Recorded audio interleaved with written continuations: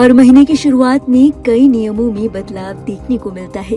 ये नियम आपके महीने भर के बजट पर असर डाल सकते हैं। खबर है कि इस महीने से भारतीय रिजर्व बैंक ने एटीएम से पैसे निकालने के शुल्क को बढ़ाने का ऐलान किया है। इसी के साथ एलपीजी की दरों से लेकर एफडी और बचत खातों के ब्याज में बदलाव की संभावना है। आइए आपको बताते हैं कि 1 मई से वो कौन से नियम हैं जिनका आपको खास तौर पर ध्यान रखना है ताकि आपका महीने भर का बजट ना बिगड़े।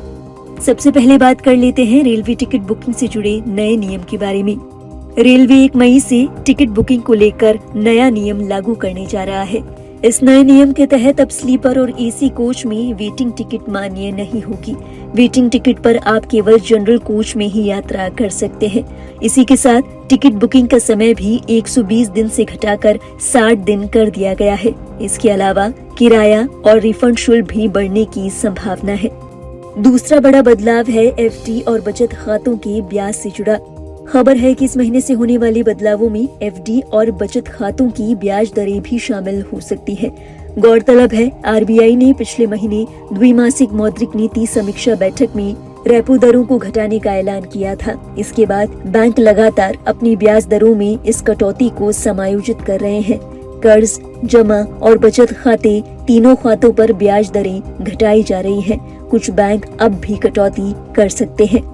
तीसरा बड़ा बदलाव है आपके एटीएम से जुड़ा। खबर है कि भारतीय रिजर्व बैंक ने एटीएम से पैसे निकालने के शुल्क को बढ़ाने का ऐलान किया है। यानी अगर आप एटीएम के जरिए नकदी निकाल रहे हैं या फिर जमा कर रहे हैं या फिर अपना बैंक बैलेंस भी चेक कर रहे हैं, इन सभी चीजों को करने के लिए निर्धारित सीमा के बाद एक शुल्क लगाया जाता है। इसी शुल्क में वृद्धि का ऐलान किया गया है। आसान शब्दों में 1 मई से एटीएम से निःशुल्क रकम निकासी की सीमा पार करने के बाद आपको हर निकासी पर 23 रुपए एक्स्ट्रा देने होंगे। बता दें, इससे पहले ये शुल्क 21 रुपए था। आपको ये भी बता दें कि हर महीने बैंक के एटीएम से 5 और दूसरे बैंकों के एटीएम से मेट्रो शहर में 3 और गैर मेट्रो शहरों में 5 मुफ्त निकासी की सुविधा मिलती है।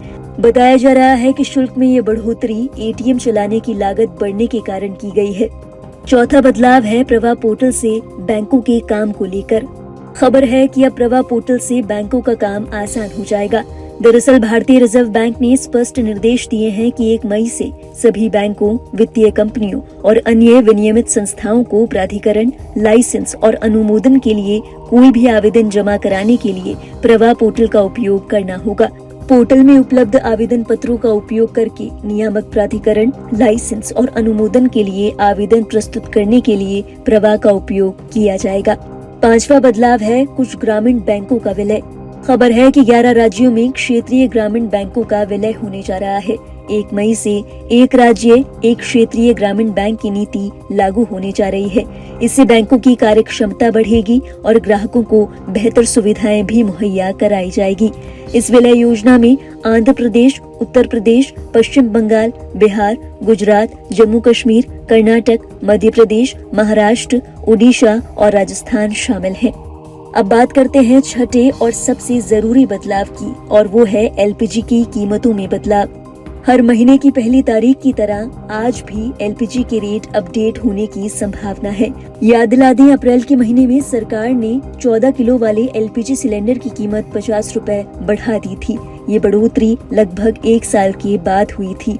अब दिल्ली में सिलेंडर 853 और कोलकाता में 869 रुपए का है। ऐसे में अब कॉमर्शियल सिलेंडर के दामों में बदलाव देखने को मिल सकता है। कुछ जानकारों का ये भी मानना है कि घरेलू सिलेंडरों के दामों में भी थोड़ी रियायत की संभावना है।